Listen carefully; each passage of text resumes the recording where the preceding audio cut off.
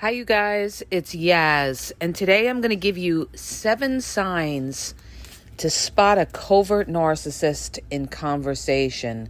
Be aware of these signs, okay? Because 9 times out of 10, it's a red flag that you're probably dealing with a covert narcissist, all right? Covert narcissists never ever show their hand, all right? They never let you know what they're thinking, what they're feeling, or what they're doing. But they give off subtle signs, and I'm going to explain 7 of those signs for you to be able to spot that covert narcissist in conversation, all right? Number 1, and this is probably one of the biggest ones, all right?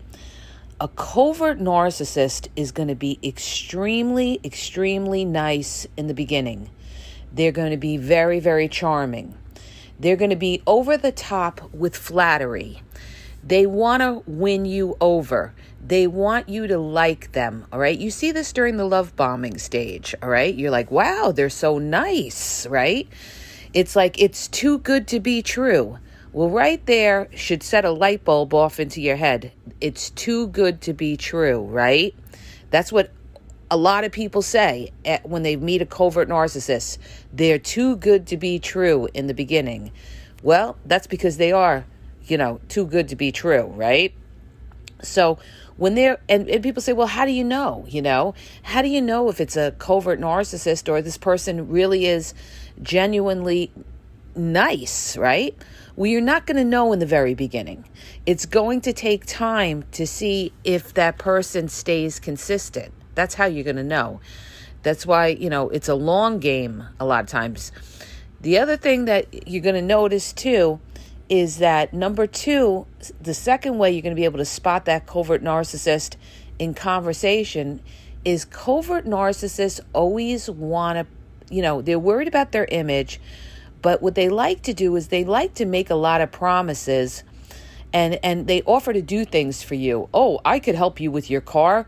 Oh, I could help you with your kids. Oh, I could do this for you. I could do that for you. They're constantly making a lot of promises. Oh, they're trying to be like your hero, your savior. They also like to do that too, because if they do one little thing for you, they like to get you to be indebted to them. All right. This is how they hold that over your head so that later on you feel guilty and don't want to say no to them. So they'll offer to do little things for you, all right? They'll make promises. But what you'll notice is a lot of times they don't follow through with those promises, right? But we're looking to spot them in conversation. So let's say, you met this covert narcissist and they're offering to help you with your kids. Meanwhile, they don't even know you, okay? Red flag. You always got to look at the timing of things. Is that something appropriate that somebody should say when they're not at that stage in the relationship? It's like somebody that, you've known for a month and all of a sudden they're talking about marriage. Is that something proper for somebody to say when they don't even know you? No, right? So a way to spot a covert narcissist is not only the over-the-top niceness and flattery, they're too good to be true, but also that they're looking to go out of their way for you and do favors or make promises to you, all right, when they don't even know you well.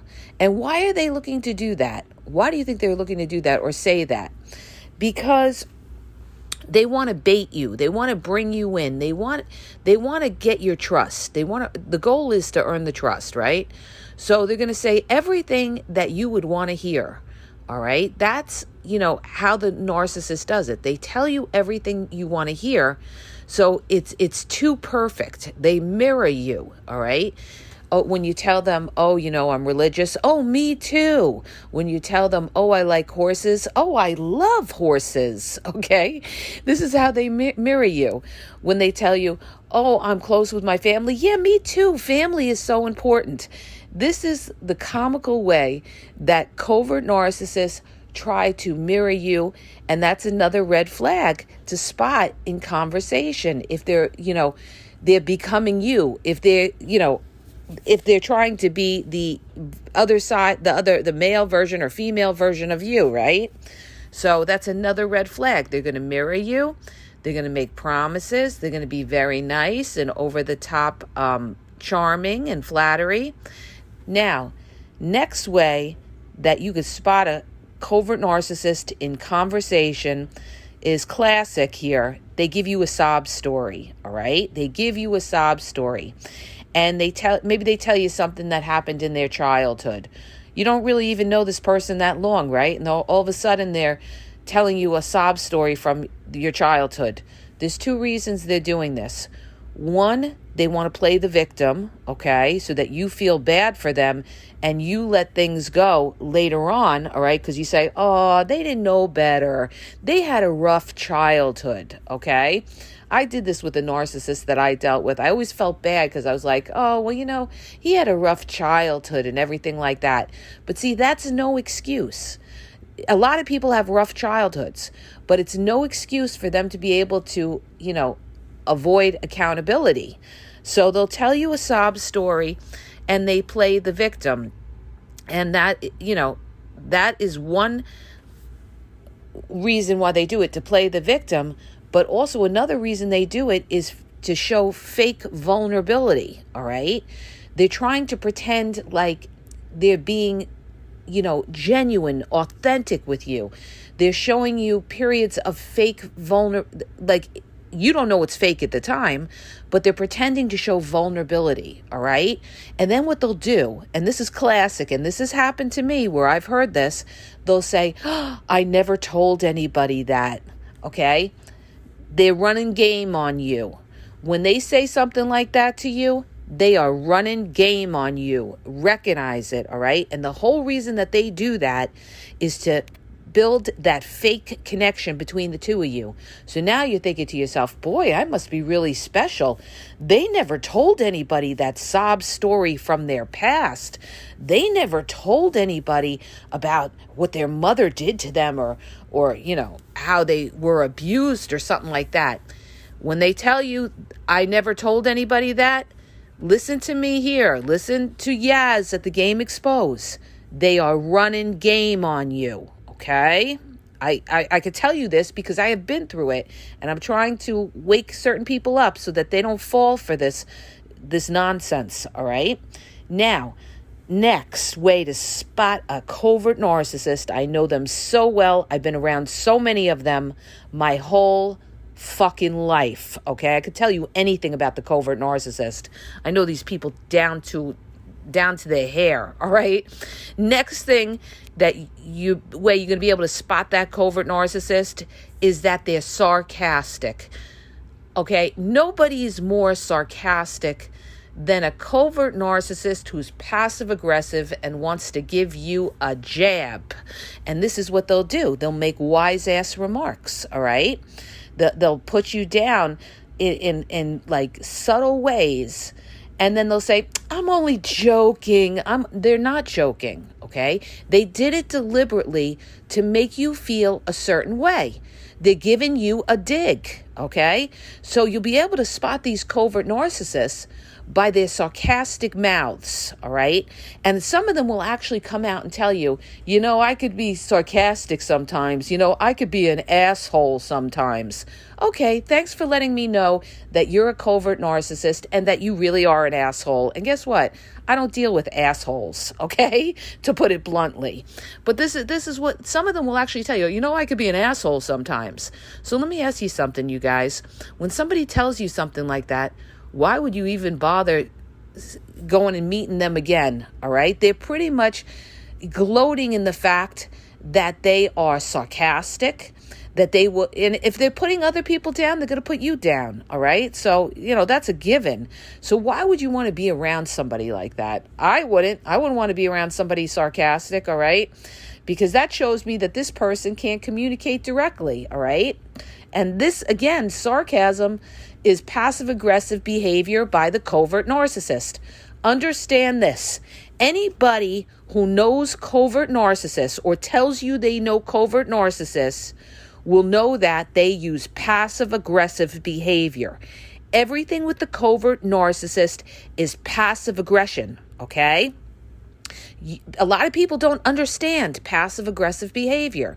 When I was in it, in my marriage of 13 years, I had no clue that I was being emotionally abused by passive aggressive behavior. It wasn't until I got out, I educated myself and I said, oh my gosh, this is him to a T. Not only is this him, this is people in my family. These are my friends. These are people I've dealt with. I saw it all across the board. All right. And it is a form of emotional abuse. Passive aggressive behavior like that is emotional abuse. All right. So that you can't put your finger on. All right. So you're going to see it in conversation by the sarcastic, wise ass remarks. All right. That's a red flag. 99% of the time, you're dealing with a covert narcissist. Okay. Listen to me when I tell you, they all use the sarcasm card. All right. Next way you're going to spot that covert narcissist is by their backhanded compliments. They'll give you a compliment, like, oh, you look good in that dress, but you'd look better. Like, I think it looked better on you last year. Weren't you thinner last year? There they go, giving you a backhanded compliment, making you, and you're sitting there, you don't know whether, to feel good about yourself or, you're like, huh? What? Like, was that just an insult? They love to do that. Like, they pretend to give you a compliment, but they don't want to give you a genuine compliment. All right. They want to give you a compliment with a dig. And that's the covert narcissist. They love to do that because they love to give jabs. All right. This is how they give jabs: sarcasm, backhanded compliments, passive aggressive behavior. All right. Now, moving along in how to spot a covert narcissist in conversation. And this one is crucial. All right. This one is crucial. When you're dealing with a covert narcissist, sometimes the way you're going to be able to spot that covert narcissist is by the non-communication. All right. It's not, they're not an overt narcissist that's, pretty much where you stand because they speak their mind, or a malignant or grandiose narcissist. A covert narcissist does not speak their mind most of the time. All right. They're not shy. Okay. They are not shy. All right. People sit there, they are not shy. They are quiet. They are silent, and they are calculating. They are studying you. That's what they're doing. They are studying you. They are taking it all in. All right. So it's not necessarily what is going to come out of their mouth.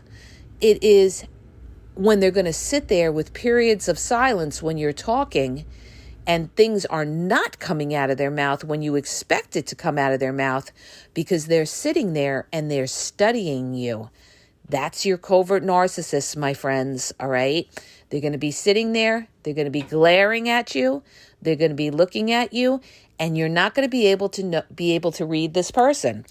A lot of times they sit there and they give you that blank stare. All right.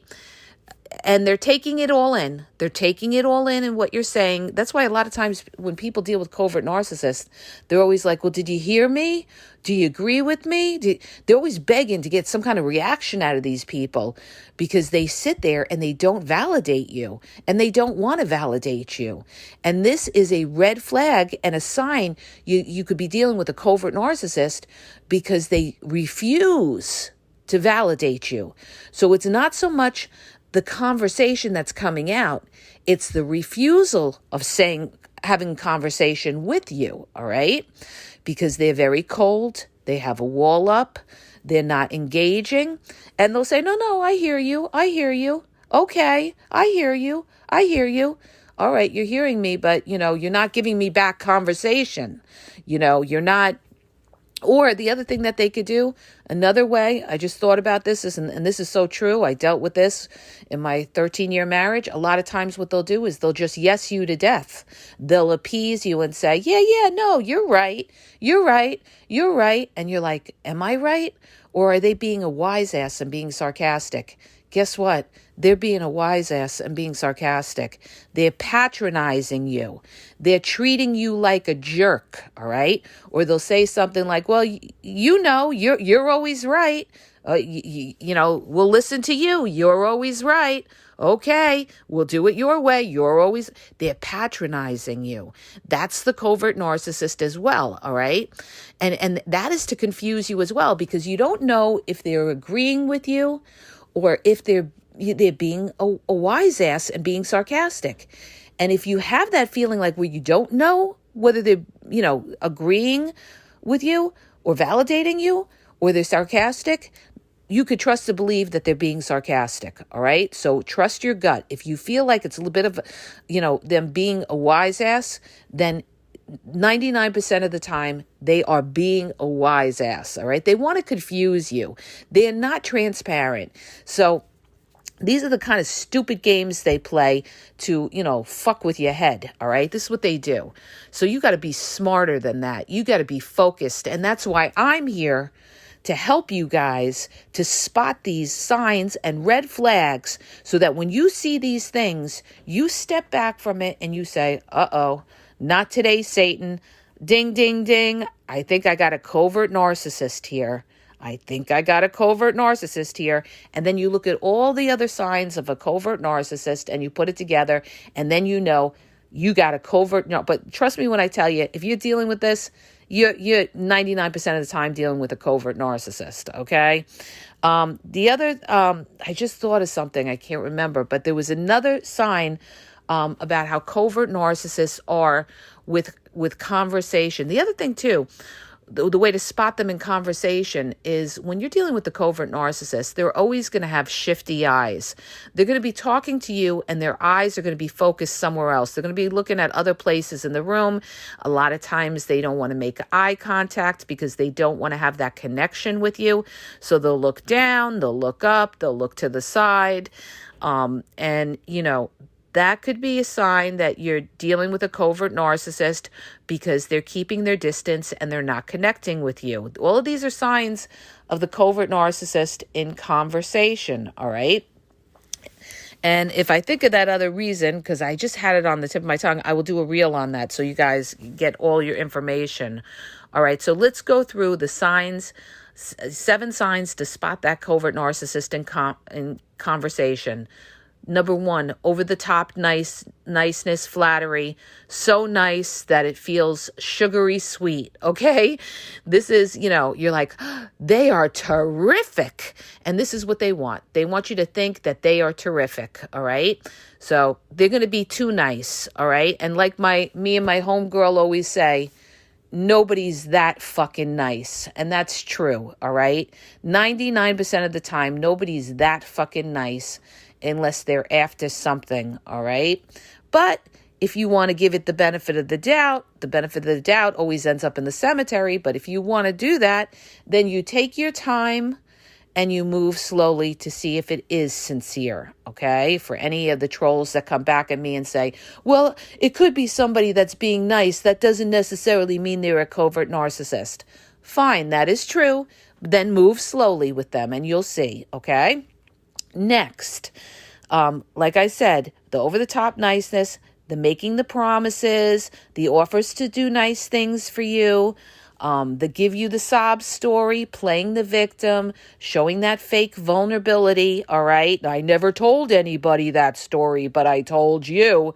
They're running game on you when you hear that. Listen, okay? Don't forget that. Next, the sarcastic and wisecrack mouth of theirs, all right? Big red flag, you're dealing with a covert narcissist. That is their tool. One of their biggest tools is sarcasm, all right? I was married to somebody over 13 years that was completely, everything out of his mouth was a sarcastic remark, okay? And I've seen it with other people. So listen to me when I tell you, they use sarcasm to get in those jabs and digs. It's passive-aggressive behavior. Listen to me when I tell you this kind of stuff, because I know what I'm talking about. Next, they use the backhanded compliments. They give you a compliment, but it's a backhanded compliment, and you're not feeling great about yourself. That's why, because they just gave you a backhanded compliment, and it was another jab by the covert narcissist, all right? And lastly, you guys, the periods of silence, the non-verbal communication is a form of communication, just so you know. Silence is an answer, all right? When people are silent, people are not communicating. They are still communicating, but they're not communicating verbally.